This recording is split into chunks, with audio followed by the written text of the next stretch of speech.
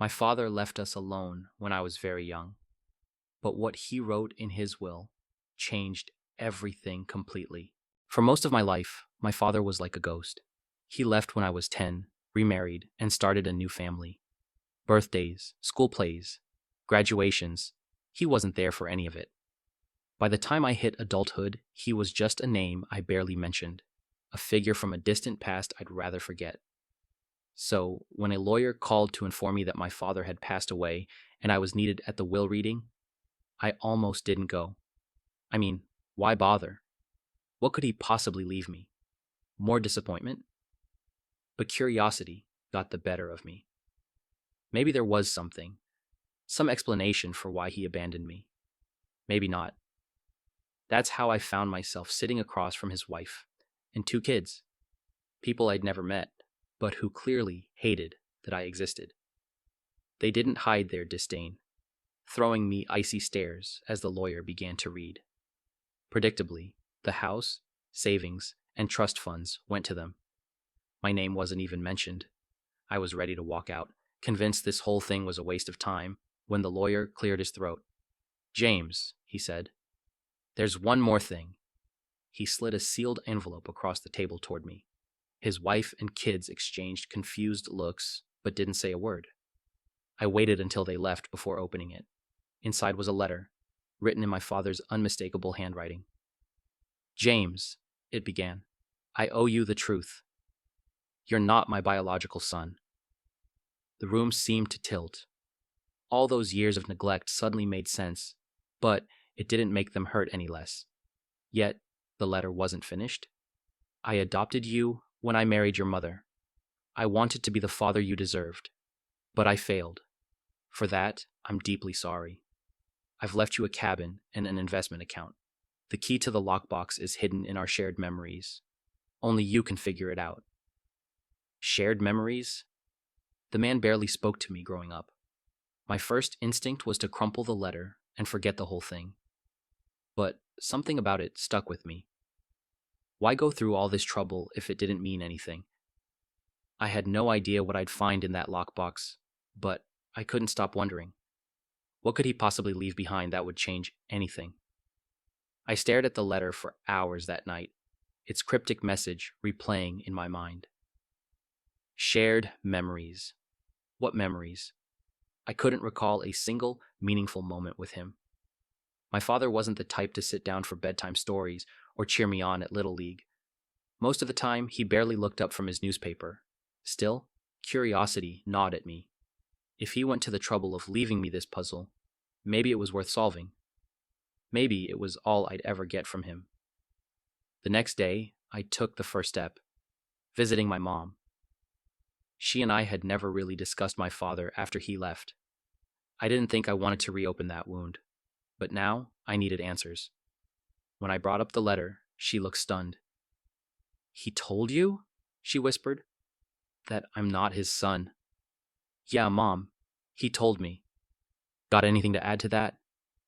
My tone was sharper than I intended, but she flinched like I'd slapped her. She sighed and rubbed her temples. "James, your biological father, he left before you were even born. When I married Richard, he promised to treat you like his own. And for a while, I think he tried. But," she hesitated, "he wasn't good at staying." "No kidding," I said bitterly. "But he left me something. A cabin and some lockbox. Whatever that means. Do you have any idea what he's talking about? Shared memories?" Her expression softened. A flicker of something. Sympathy? Guilt? "The cabin..." "I think he meant the one we used to visit in the summers. You were only little, but we spent a few weekends there before things fell apart." I barely remembered. A vague image came to mind of trees towering overhead, the sharp scent of pine, and a tiny dock overlooking a calm lake. That was it. "Where is it?" I asked. "I'm not sure. Somewhere upstate, near the Adirondacks. Richard inherited it from his father, but after we split, he stopped going. I didn't think he'd kept it." I left her house with more questions than answers. A cabin I barely remembered, and a father who was more of a stranger than I realized. What kind of clue could be hidden there? Was it worth the trip? Back at home, I found myself digging through old boxes I hadn't touched in years. Among the dusty trophies and forgotten toys, I found a photo album. It wasn't much, just a few faded pictures from those long ago summers. One photo caught my attention.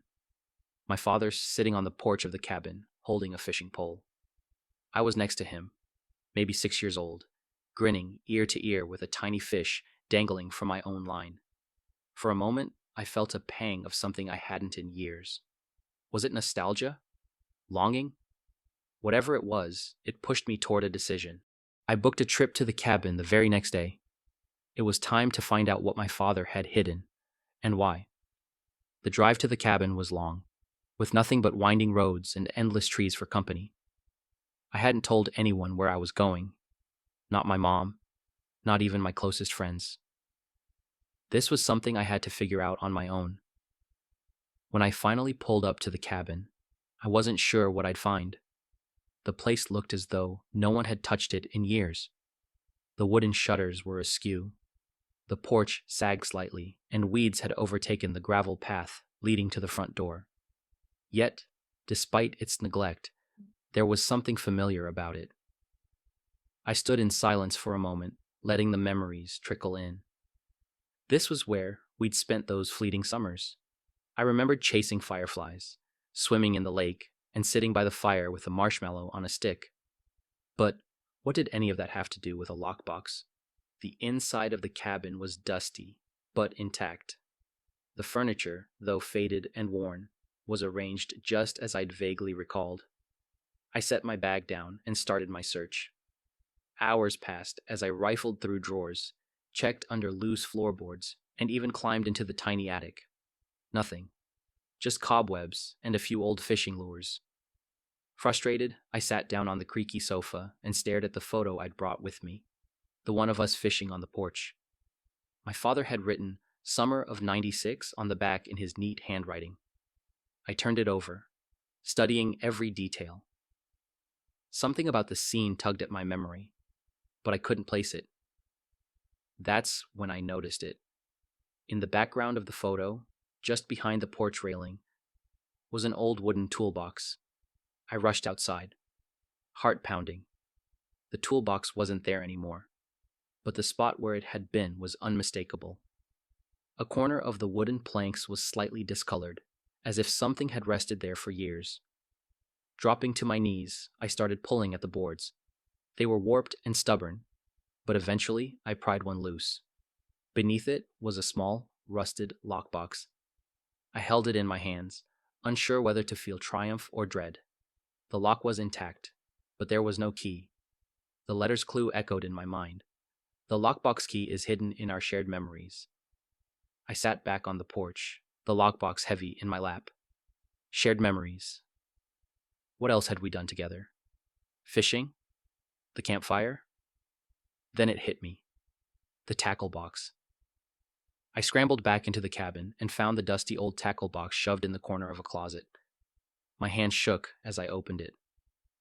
Among the tangled fishing lines and rusted hooks was a small brass key. It fit perfectly. The lock clicked open, and I slowly lifted the lid. Inside was a stack of letters tied with twine, a faded Polaroid of my father and me, and a small velvet pouch. I set the letters and photo aside and opened the pouch first. Inside was a simple gold ring. I stared at it, confused. What was this supposed to mean? I turned my attention to the letters. The first one was addressed to me in my father's handwriting. As I unfolded it, I felt my breath catch. James, if you're reading this, then you've found what I couldn't give you in life. The truth, and hopefully, some closure. I owe you an explanation. I couldn't stop reading. What he revealed would change everything. I didn't leave because of you. I left because I didn't know how to stay. I wasn't a strong man, and the truth is, I let my insecurities dictate too much of my life. I read the words twice, unsure whether to feel anger or pity. He didn't leave because of me? Then why did it always feel like I wasn't enough? he went on. When I met your mother, I was lost. She brought light into my life. And you were the brightest part of it. But when I realized I couldn't give her the life she deserved, I started to pull away. Then the truth came out about your biological father. I thought stepping in would make me a hero, but instead, it reminded me of everything I wasn't. I couldn't live up to the role. I convinced myself you'd be better off without me. I clenched the letter, frustration boiling over. He left because he felt inadequate? How does a father decide his absence is better than trying? The next part made me pause. I know I was wrong, James. Every milestone I missed, every time you needed me and I wasn't there, I regretted it. But by the time I wanted to come back, I didn't know how. And then, when I started my new family, I thought staying away was the only way to avoid hurting them too.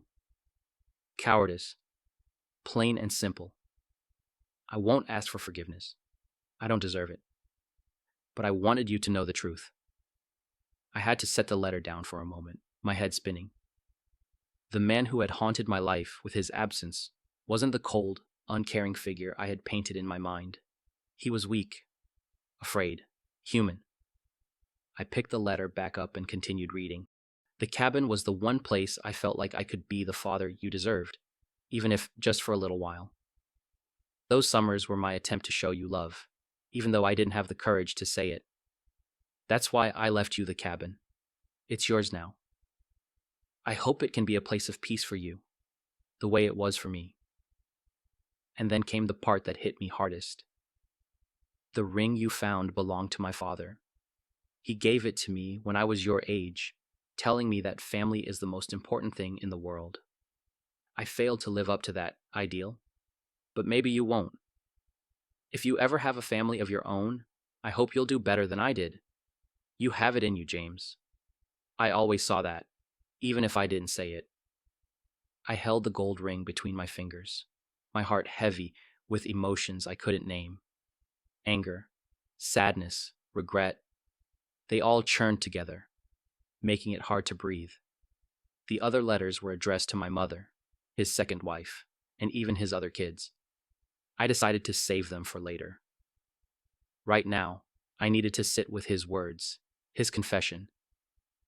I stayed at the cabin that night, sitting by the fire with the ring in my hand and the letter by my side. As the flames crackled, I couldn't help but wonder, was this his way of making amends? Or was it just another attempt to ease his own guilt? One thing was clear. His absence had shaped my life in ways I hadn't fully understood. And now, for better or worse, I had to decide what to do with the truth he'd left behind.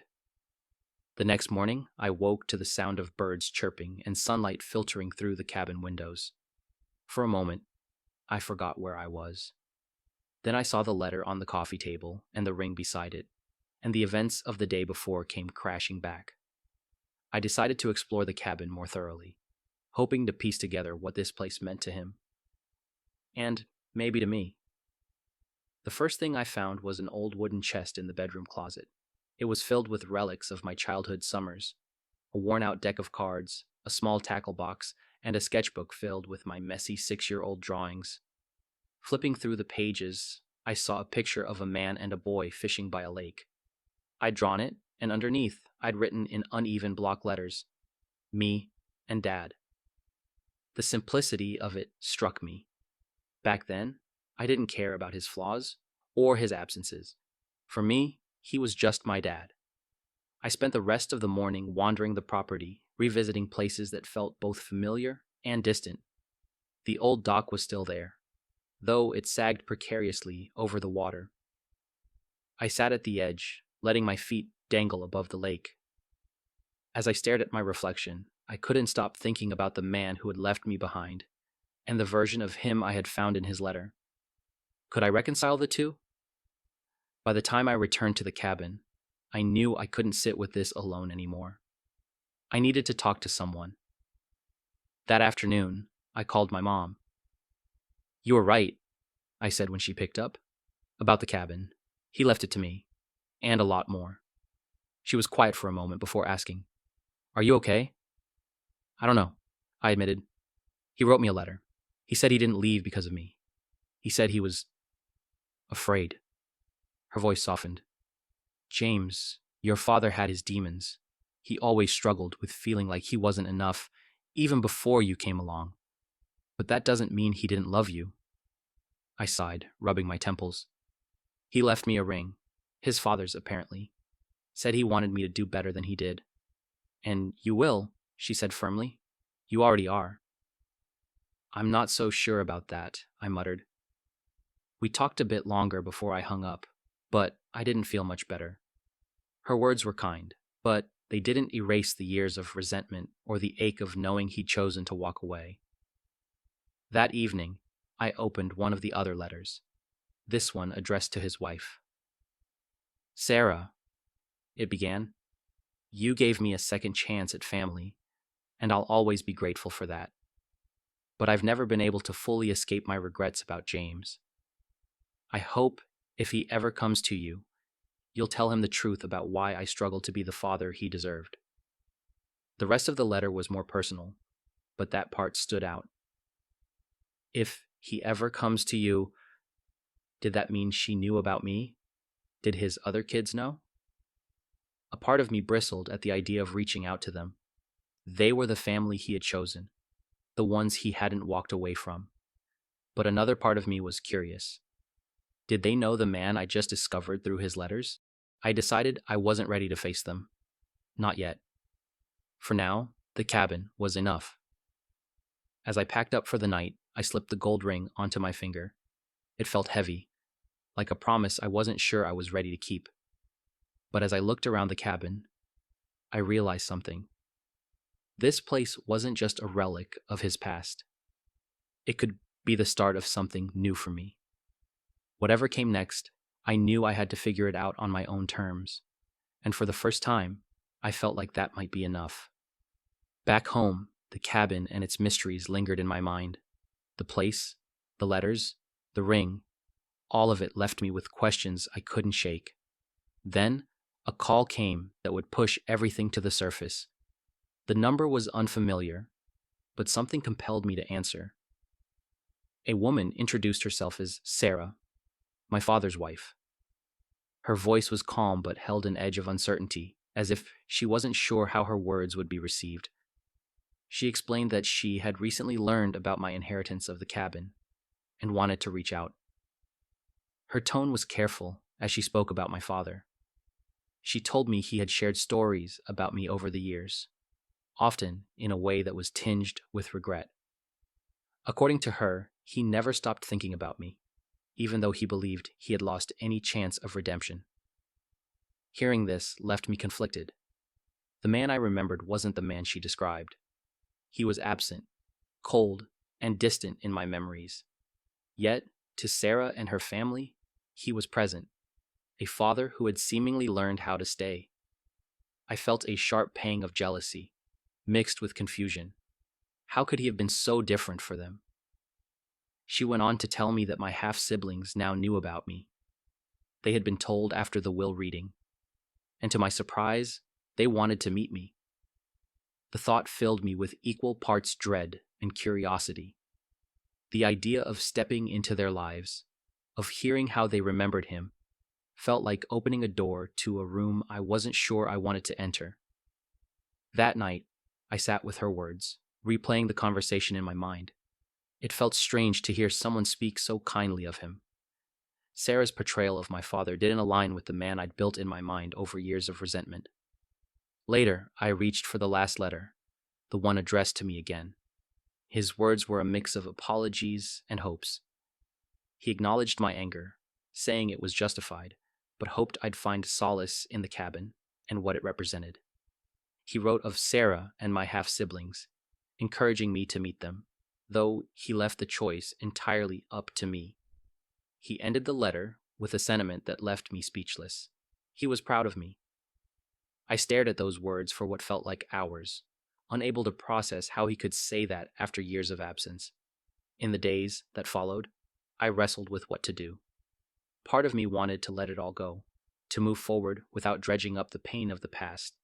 But another part of me couldn't shake the feeling that there was something worth uncovering. Eventually, I decided to reach out. It wasn't an easy call to make, but Sarah's response was warm and understanding. She promised we could take things slowly and that there would be no pressure. Hanging up, I felt an unfamiliar mix of apprehension and relief. The decision to meet them wasn't about my father, it was about me. I wasn't sure what I'd find in these new connections, but for the first time, I felt like I had a chance to define my story rather than letting the shadows of the past do it for me. The cabin wasn't just a place, it was the beginning of something I hadn't allowed myself to imagine, a chance at healing, at understanding, and maybe even at building something new. The meeting was set for a quiet Sunday afternoon at Sarah's house. I drove there with knots in my stomach, unsure of what to expect. What do you say to siblings you've only just discovered? How do you explain decades of estrangement? Sarah greeted me warmly at the door, her kindness a steadying presence. Her house was cozy, filled with the signs of a lived-in, happy family. Photos on the walls, books stacked in corners, and the faint smell of something baking in the kitchen. Inside, my half-siblings were waiting. There were two of them, Anna, a college student with a bright smile, and Ethan, a teenager who seemed shy but curious. They both looked at me with a mix of nervousness and anticipation, and for a moment, none of us knew what to say. It was Sarah who broke the silence, guiding us to the living room and offering coffee and cookies. Slowly, the conversation began to flow. They asked about my life, and I shared bits and pieces, carefully navigating the line between honesty and vulnerability. They, in turn, told me about their father, the version of him I never knew. To them, he had been attentive, supportive, and occasionally stern, but always loving. Hearing this was bittersweet. It was hard not to envy their experiences, yet I felt a strange sense of closure as I listened. At one point, Anna brought out a photo album. As she flipped through it, she paused on a picture of my father holding a baby, her. He looked so happy, so at ease, that it was almost hard to recognize him. "I wish he had been like that for you," Anna said quietly, her voice tinged with sadness. For a moment, the weight of it all pressed down on me. But instead of bitterness, I felt something lighter, a sense of understanding. The man they described was real, just not the one I had known. Over the next few weeks, we kept in touch. The awkwardness faded as we found common ground, building a connection that felt more natural with each conversation. I visited Sarah and the kids a few more times, learning more about their lives and their memories of our father. During one of those visits, Sarah handed me a box she'd found while going through some of his belongings. It was small, unassuming, but when I opened it, I found more fragments of his life. A watch, a few notes, and a stack of photos. Among them was one I hadn't seen before, a picture of the two of us at the cabin. I was maybe 7, sitting on his lap with a fishing rod in hand. His smile was genuine, his arm around me protective. "He kept that on his desk for years," Sarah said softly. "I think he always hoped he'd get another chance with you." I returned to the cabin not long after. It felt different now, less like a relic of a painful past, and more like a place full of potential. I spent a weekend fixing up the place, repairing the dock, and clearing out the overgrowth. It wasn't just for me anymore. It was for the family I was beginning to rebuild. As I sat on the porch that evening, the sun dipping below the trees, I slipped the gold ring onto my finger again. It felt lighter now, less like a burden and more like a promise, to myself, to my father's memory, and to the people who were becoming part of my life. The lockbox hadn't just held letters and a ring. It had opened a door I didn't even know existed, one that led to forgiveness, understanding, and connection. The man who had left me wasn't perfect. He was flawed, broken in ways that hurt us both. But through his final act, he gave me the chance to heal. And for that, I was grateful. The cabin stood as a symbol of what I had lost and what I had gained. It wasn't just a place anymore. It was the start of a new chapter, one I was finally ready to write.